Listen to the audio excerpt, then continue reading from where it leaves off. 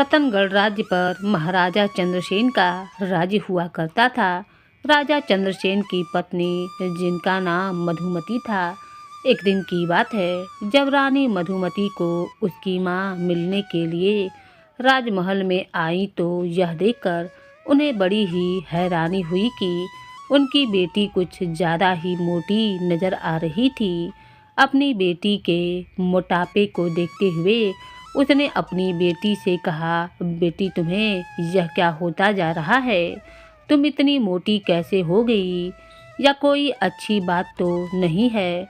रानी ने बड़ी ही लापरवाही से जवाब दिया, माँ, दुनिया में तो मुझसे भी ज़्यादा कहीं मोटे मोटे लोग हैं। बेटी तुम्हें बाकी लोगों से क्या मतलब है, लेकिन तुम एक रानी हो। मैं तो तुम्हें कहती हूँ कि अपने मोटापे पर जरा तुम ध्यान दो। मोटा होना कोई अच्छी बात नहीं है। अपना नहीं तो अपने दोनों बच्चों का ख्याल करो। क्या तुम यह चाहती हो कि उनके लिए कोई सौतेली माँ आ जाए? याद रखो, मेरी बात नहीं मानोगी तो पछताओगी। इन राजा महाराजाओं का कुछ अता पता नहीं होता, या तो बस दूसरी शादी करने के बहाने ढूंढते हैं। फिर बैठी रहना तुम आराम से। रानी अपनी माँ की बातों का जवाब देती उससे पहले ही महाराज वहाँ पर आ गए और इन दोनों को बातें करता हुआ देखकर वह कहने लगे, मैं माफ़ी चाहता हूँ कि आप दोनों की बातों में दखल दे रहा हूँ। और फिर वह रानी की तरफ देखकर कहने लगा, रानी जी, कुछ ही दिनों में हमारे महल में पड़ोस के राजा के एक राजा अपनी पत्नी के साथ मेहमान बनकर आ रहे हैं। मैंने सोचा है कि आपको बता दूं ताकि आप तैयार रहें। रानी ने पूछा, आप किस राज्य की बात कर रहे हैं? वही हमारे मित्र राजा जिनकी रानी बहुत ही दुबली पतली हैं। यही कहकर महाराज तो चले गए, लेकिन रानी की माँ तिरछी नज़रों से रानी को देखने लगी। रानी के भी कान खड़े हो गए। वह अपनी माँ से कहने लगी, महाराज अपने उस मित्र का नाम भी ले सकते थे, लेकिन उन्होंने उसकी दुबली पतली पत्नी की बात की। माँ ने कहा, बेटी, मैं इन मर्दों को अच्छी तरीके से जानती हूँ। यह हर बात को घुमा फिरा कर कहते हैं। रानी अब सोच में पड़ गई और फिर कुछ देर के बाद वह बोली, माँ, आप बिल्कुल ठीक ही कहती हैं। मैं गलती कर रही थी। अब मैं अपना ख्याल रखूंगी और पहले वाली मधुमती बनकर दिखलाऊंगी। मुझे भी महाराज के इरादे कुछ ठीक नहीं नज़र आ रहे हैं। ऐसा ना हो कि उनकी दोनों रानियां हो जाएं, एक मोटी और दूसरी पतली। मुझे याद आ रहा है कि कुछ ही दिनों पहले जब मैं उनके पास बैठी थी, मेरी उनसे कुछ बहस हुई तो या मुझे कहने लगे, रानी तुमसे बात करना तो ऐसा है जैसे भैंस के आगे बीन बजाना। महाराज भी मेरे मोटापे से खुश नहीं हैं। या मुझे सीधा तो नहीं कहते, लेकिन घुमा फिरा कर इशारों इशारों में मुझे यह एहसास दिलाते हैं। तब रानी की माँ ने अपनी अंगूठी निकालकर रानी को देते हुए कहा, बेटी, तुम यह अंगूठी पहन लो। इस समय तो यह अंगूठी तुम्हारी उंगली में बहुत ही मुश्किल से आएगी। वजह तो तुम्हें मालूम ही है, लेकिन जैसे जैसे तुम दुबली होती जाओगी यह अंगूठी तुम्हारी उंगली में ढीली पड़ती जाएगी। जब यह अंगूठी तुम्हें काफ़ी ढीली हो जाए तो समझ लेना कि तुम पहले वाली मधुमती बन गई हो। लेकिन बेटी, ध्यान रखना, यह अंगूठी तुम्हारे पिताजी ने मुझे शादी के मौके पर दी थी, इसीलिए इस अंगूठी को अपनी जान से ज़्यादा संभाल कर रखना। मैं फिर कभी जब तुमसे मिलने आऊँगी तो यह अंगूठी वापस ले लूँगी। रानी मधुमती ने अपनी माँ से अंगूठी ले ली और बड़ी ही मुश्किल से उस अंगूठी को अपनी उंगली में पहन लिया। अब रानी मधुमती ने दुबला होने की कोशिश करनी शुरू कर दी। अब वह पहले की तरह खाना नहीं खाती थी। पहले रानी का ध्यान हमेशा खाने पीने की चीज़ों में ही लगा रहता था। वह हर सुबह, दोपहर और रात का इंतज़ार सिर्फ इसलिए करती थी कि सुबह मज़ेदार और तरह तरह के पकवान खा सकें। लेकिन अब उन्होंने अपनी इस आदत पर काबू पा लिया था। जब सब लोग मज़ेदार पकवान खाते तो रानी मधुमती कच्ची सब्जियां और फल ही खाती थीं। इसके अलावा रानी अब अपने बगीचे में काफ़ी देर तक लंबी लंबी सैर भी किया करती थीं। कभी कभी महाराज भी रानी के साथ सैर कर लिया करते थे। समय बीतने के साथ साथ रानी की कोशिशें रंग लाने लगीं। वह धीरे धीरे पतली होती जा रही थीं और अब वह इतनी पतली हो चुकी थीं कि मानो उनकी नाक पकड़ो तो दम निकल जाए। एक दिन रानी के छोटे बेटे ने अपनी माँ से कहा, माँ, अब हमें आपसे डर नहीं लगता। जब आप मोटी थीं तब मुझे आपसे बहुत डर लगता था। महाराज भी हैरान थे कि रानी में इतना परिवर्तन कैसे आ गया। साथ ही साथ वह बहुत ही खुश भी थे। एक दिन राजा ने बड़े ही प्यार से रानी से कहा, मधुमती, लगता है कि तुम्हें मेरी बात का बुरा लग गया है। लेकिन रानी को याद नहीं आ रहा था कि महाराज किस बारे में बात कर रहे हैं। वह महाराज की ओर देखने लगी। तब महाराज ने कहा, याद नहीं, एक दिन हमने अपने मित्र राजा की दुबली पतली रानी के बारे में तुमसे बात की थी। रानी ने कहा, महाराज, हमें आपकी बात का बिल्कुल भी बुरा नहीं लगा। दुबला होने की सलाह तो मेरी माँ ने मुझे दी थी। और फिर एक दिन की बात है, महाराज, रानी और छोटा राजकुमार नदी के किनारे सैर कर रहे थे। वहाँ पर काफ़ी देर तक वह लोग घूमते फिरते रहे। दोपहर का खाना खाने के बाद जब रानी नदी के पानी से हाथ धो रही थी तो उनकी माँ की दी हुई अंगूठी उनकी उंगली से निकलकर नदी में जा गिरी। दरअसल रानी को अब इस बात का ध्यान ही नहीं रहा कि अब उनकी उंगलियां पतली हो चुकी हैं। अंगूठी नदी में गिरी तो रानी को ऐसा महसूस हुआ जैसे उनकी जान ही निकल गई हो। अंगूठी के गिरते ही रानी के मुख से एक चीख निकल गई।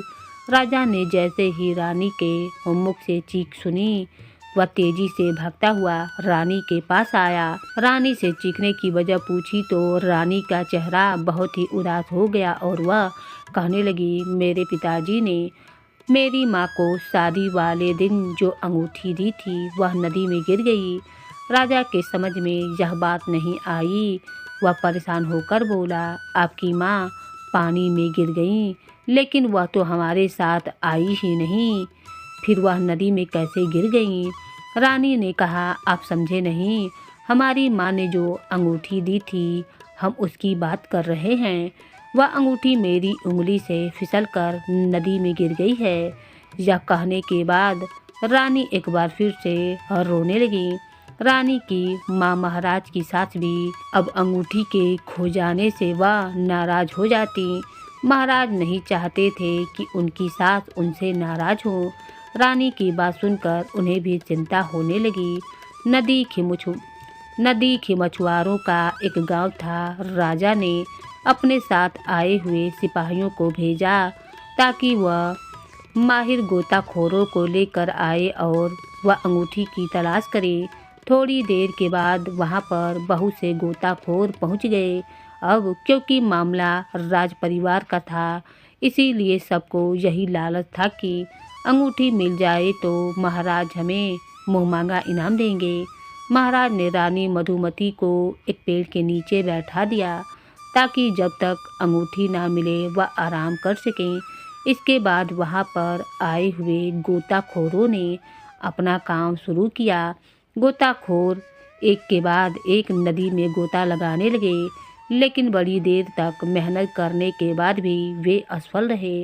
अंगूठी ना मिली। इन गोताखोरों में सूरज नाम का एक नौजवान भी था। वह बचपन से ही मछलियाँ पकड़ने का काम किया करता था। बचपन से आज तक उसका सारा समय नदी के किनारे या नदी के अंदर ही गुजरा था। उसे इनाम का कोई लालच नहीं था, लेकिन वह महाराज को पसंद करता था, इसीलिए वह उनकी मदद करना चाहता था। सूरज ने नदी की तह तक कई गोते लगाए, लेकिन दूसरों की तरह वह भी नाकामयाब रहा। सूरज को इस बात का बड़ा ही दुख था कि वह महाराज की किसी तरह से भी सहायता न कर सका है। कुछ देर में शाम ढलने लगी तो महाराज ने फैसला किया कि अंधेरा होने से पहले महल में पहुंचा जाए। महाराज और महारानी के जाने के बाद बाकी सभी गोताखोर भी अपने अपने घरों को लौट गए। सूरज भी अपने घर चला गया। वहाँ पर उसने अपनी माँ को पूरी बात बताई कि महारानी की अंगूठी नहीं मिल रही है। माँ को भी इस बात का दुख था। अगले दिन सूरज अपनी मछली पकड़ने का जाल उठाकर नदी पर पहुँचा। सूरज के दिमाग में यह विचार आया कि हो सकता है वह अंगूठी किसी मछली ने निगल ली हो और अगर किस्मत ने साथ दिया तो वह मछली उसके जाल में फंस जाए। उसने फैसला किया कि आज जितनी भी मछलियाँ पकड़ेगा उन्हें बेचने के लिए बाजार में नहीं ले जाएगा, बल्कि उन मछलियों को घर में ही बैठकर काटेगा ताकि किसी मछली के पेट में से वह अंगूठी हो तो उसे मिल जाए।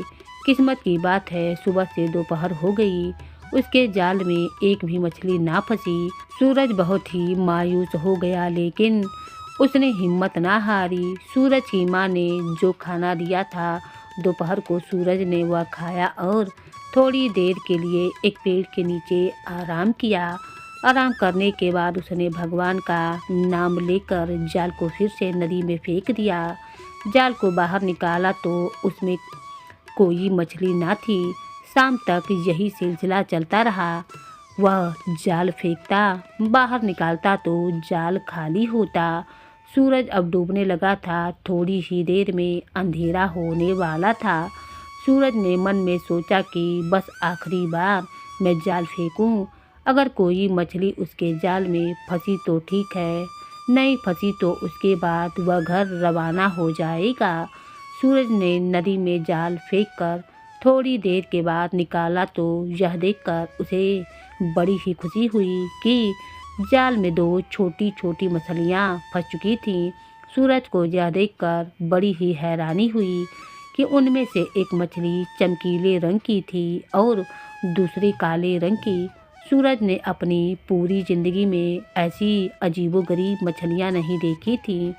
उसने मछलियाँ निकालकर अपने साथ लाए हुए एक बर्तन में डाल दी। जब उसने अपना जाल समेट लिया तो इतने में उसके कानों में एक आवाज़ आई, मछुआरे भाई, हम पर रहम करो, हमें आज़ाद कर दो। सब सूरज ने बड़ी ही हैरानी से उस बर्तन की तरफ देखा तो चमकीले रंग की मछली बर्तन से मुंह निकालकर बोल रही थी। एक मछली को मनुष्य की भाषा में बोलते हुए देखकर सूरज हैरान हो गया। उसने जाल एक तरफ फेंका और बर्तन में देखते हुए कहने लगा, अरे मछली रानी, फिर से कहना, तुम कहना क्या चाहती हो। तब चमकीली मछली ने फिर से वही कहा जो उसने पहले कहा था। सूरज सोच में पड़ गया। वह मछली एक बार फिर से बोली, हम 7 रंगों की 7 बहनें हैं। जब हमारे दूसरे रंगों के बहनें हमें अपने साथ नहीं पाएंगी तो रो रो कर उनका बुरा हाल हो जाएगा। हमारी नीली रंग की बहन तो बात बात पर रोने लगती है। हम पर दया करो सूरज। एक बड़ा ही नेक दिल लड़का था सूरज। वह मछली से कहने लगा, तुम्हारी बात मैं अगर मान लूँ और तुम्हें आज़ाद कर दूँ, लेकिन तुम्हारी इस काले रंग की बहन को छोड़ने के लिए मेरी एक शर्त तुमको माननी होगी। अगर वह शर्त तुम पूरी कर दोगी तो मैं इसे भी छोड़ दूँगा। मछली ने कहा, क्या तुम्हें धन दौलत नहीं चाहिए? हम 7 बहनें दिन भर नदी में घूमती फिरती रहती हैं। हमने बहुत से कीमती मोती जमा कर रखे हैं। वह मोती अगर मैं तुम्हारे हवाले कर दूं तो क्या तुम मेरी काले रंग की बहन को छोड़ दोगे? हरगिज़ नहीं। मुझे धन दौलत और कीमती मोतियों का कोई लालच नहीं है। मैं तो यह चाहता हूँ कि तुम रानी की अंगूठी मुझे दे दो, नदी में ढूंढ कर ला दो। इस समय तो रात हो गई है, मैं घर चलता हूँ, फिर से आऊँगा। यही कहकर सूरज ने चमकीली मछली को बर्तन से निकालकर नदी में छोड़ दिया और कहने लगा, अब तुम मेरी बात सुन लो मछली रानी, मैं कल फिर आऊँगा। तुम्हारी बहन को मैं अपने साथ लिए जा रहा हूँ। तुम मुझे अंगूठी लाकर दे दोगी तो मैं इसको भी आज़ाद कर दूँगा। मछली ने कहा, मछुआरे भाई, तुम मेरी बहन का ख्याल रखना। यह बारीक पिसे हुए चावल बड़े ही शौक से खाती है। मैं कल सुबह अपनी दूसरी बहनों के साथ अंगूठी की तलाश शुरू कर दूंगी। सूरज घर पर आ गया। उसने बर्तन को बड़े ही ध्यान से अपने घर में रखा। थोड़े से चावल पीसकर बर्तन में डाल दिए ताकि मछली उन्हें खा सके। अगले दिन सुबह जल्दी उठकर वह नदी पर जा पहुंचा तो चमकीले रंग की मछली बड़ी ही बेचैनी से उसका इंतजार कर रही थी। उसके पीछे उसकी बाकी रंग बिरंगी बहनें झांक झांक कर सूरज को देख रही थी। चमकीली मछली ने अपने मुंह में रानी की अंगूठी दबा रखी थी। अंगूठी देखकर सूरज बहुत ही खुश हो गया। वह अंगूठी मछली के मुख से उसने ले ली और काले रंग की मछली को भी पानी में छोड़ दिया। मछली की बाकी बहनें भी खुशी के मारे उछलने लगी। सूरज उनके लिए बहुत से पीसे हुए चावल भी लाया था। वह चावल इसने पानी में डाल दिए। मछलियाँ खुश होकर इन चावलों को खाने लगीं और फिर सूरज वहाँ से महल की ओर चल दिया। रानी की अंगूठी को उसने बड़े ही ध्यान से अपनी जेब में छुपा लिया। महाराज के महल के दरवाजे पर पहरेदार खड़े थे। सूरज ने कहा, मैं महाराज से मिलना चाहता हूँ, मुझे उनके पास ले चलो। उसकी बात सुनकर पहले तो पहरेदार कहकर ठहाका लगाकर हंसने लगे और फिर एक उनमें से आगे बढ़कर आया। उसने सूरज का कान पकड़ लिया और कहने लगा, तुझे महाराज से क्या काम है? क्यों मिलना चाहता है तू महाराज से? सूरज के कान में दर्द होने लगा तो वह कहने लगा, अरे भाई, मैंने ऐसा क्या किया है जो तुम ऐसा बर्ताव कर रहे हो? मैं महाराज से क्यों मिलना चाहता हूँ यह तो मैं उन्हीं को बतलाऊंगा, तुम्हें नहीं। सूरज की बात सुनकर पहरेदार को भी और गुस्सा आ गया। उसने सूरज को धक्का दिया और कहने लगा, चल निकल यहाँ से। सूरज गिरते गिरते बचा। उसने कहा, तुम लोग बहुत ही पछताओगे। पहरेदार ने उसकी एक भी बात बिना सुने और उसे वहाँ से भगा दिया। करीब से ही राजमहल का माली गुजर रहा था। सूरज ने उसे कहा, देखो भाई, पहरेदार मेरे साथ कितना बुरा बर्ताव कर रहे हैं। माली ने कहा, अरे यह क्या पूरी दुनिया ही ऐसी है? यही कहकर वह वहाँ से चला गया। सूरज भी मायूस होकर वहाँ से चला आया। पहरेदार के ऐसे बर्ताव से उसका मन बहुत ही उदास हो गया था। अभी वह अपने घर तक नहीं पहुँचा था कि रास्ते में उसे एक शाही काफिला आता हुआ नजर आया। काफिले को देखने के लिए बहुत से लोग जमा थे। सूरज ने किसी आदमी से पूछा तो पता चला कि यह काफिला रानी साहिबा की माँ का है। वह अपनी बेटी से मिलने के लिए महल में जा रही हैं। यह सुनकर सूरज बड़ा ही खुश हो गया। उसने सोचा कि वह अंगूठी रानी की माँ को दे दे तो रानी की माँ इसे सही सलामत रानी साहिबा तक पहुँचा देंगी। उसने देखा कि काफिले के बीचों बीच एक बड़ी ही सुंदर डोली थी। वह समझ गया कि रानी की माँ इस डोली के अंदर हैं। वह डोली के नज़दीक गया और चिल्लाकर बोला, रानी साहिबा की माँ। तभी रानी की माँ डोली से बाहर निकलकर आ गईं। तो सूरज ने वह अंगूठी उन्हें दिखाते हुए कहा, आप महल में जा रही हैं तो यह अंगूठी रानी साहिबा को दे दीजिएगा। अंगूठी देखकर रानी की माँ की आंखें हैरानी से फैल गईं। अरे, यह तो मेरी शादी वाली अंगूठी है। इस अंगूठी को तो मैं लेने के लिए आई हूँ, लेकिन तुम्हें यह कहाँ से मिली? तब सूरज ने उन्हें सारी कहानी बता दी। उन्होंने सूरज को बड़ी ही शाबाशी दी।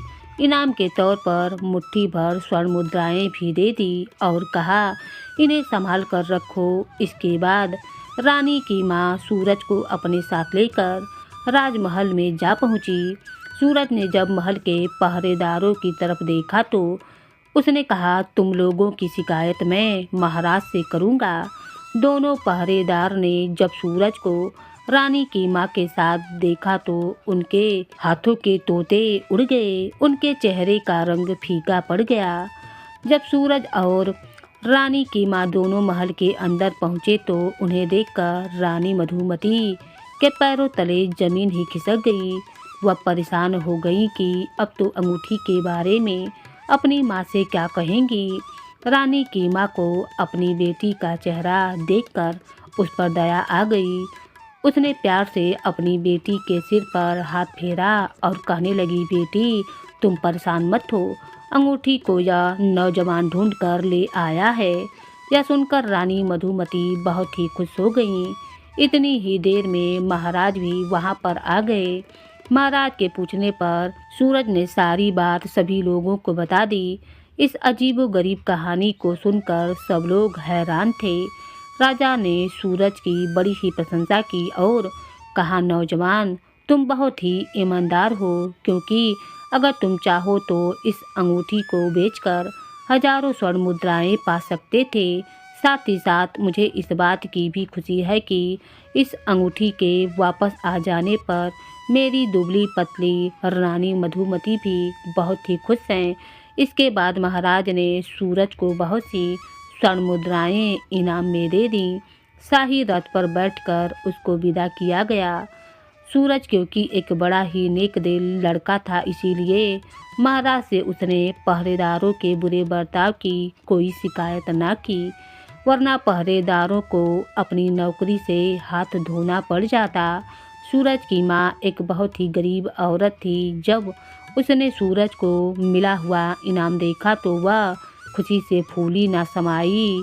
थोड़े ही दिन के बाद सूरज ने अपना एक अच्छा सा घर खरीदा और उसने अपना एक व्यापार भी शुरू कर दिया।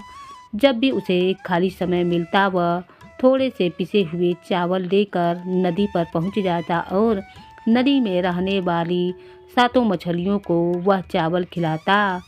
तो दोस्तों, कहानी अगर आपको पसंद आई हो तो इस वीडियो को लाइक कीजिए और इस तरह की दिलचस्प कहानियाँ देखने के लिए चैनल को सब्सक्राइब जरूर करिए। धन्यवाद।